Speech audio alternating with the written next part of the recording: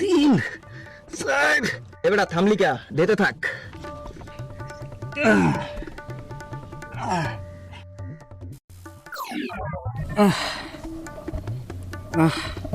বেটা না কয়েকে তো কষ্ট মোর দ্বারা হইবে না। এটা মুইও কইছিলাম তোর দ্বারা হইবে না।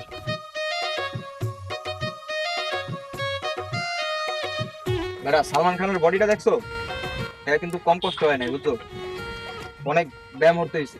মুই একটা কাম করি, বিলেন হওয়ার মনে হয় কষ্ট কম, মুই বিলেন হওয়ার ট্রেনিং দিই। তা অবশ্য কথাটা এবারে খারাপ করবো, তবে যদি হিরো হয় তাহলে ভিলেন হইবে কেনা। চলো মামার দোকানে যাইয়া ডজন খানিক কলা খায়া চলে একটু এনার দিবে। চলো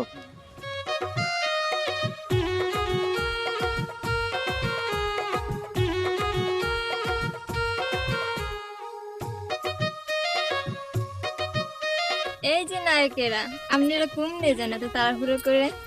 এই আমরা কমে যাই, হ্যাঁ তোর কয়ে যেতে হইবে? তুই প্রত্যেকটা দিন এনে খাড়ায় থাকো, তোর বাড়িতে কোনো কাম কাজ নাই? বাড়িতে যে কাম তার সে জরুরি কাম তোমার এই জায়গায়।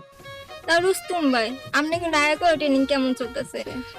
ট্রেনিং তো ভালোই চলতে আছে, মুই তো বিলেন হইমু, নায়ক তো বল। এইটা কি কম, তোমার নায়ক মানে তো ওনারে ভিলেন বানাইতো। এ মোরা নায়কের মতো লাগে না ভিলেনের মতো লাগে? হেয়া তোর জন্য লাভ আছে? যত সব ফালতু কথাবার্তা। আয়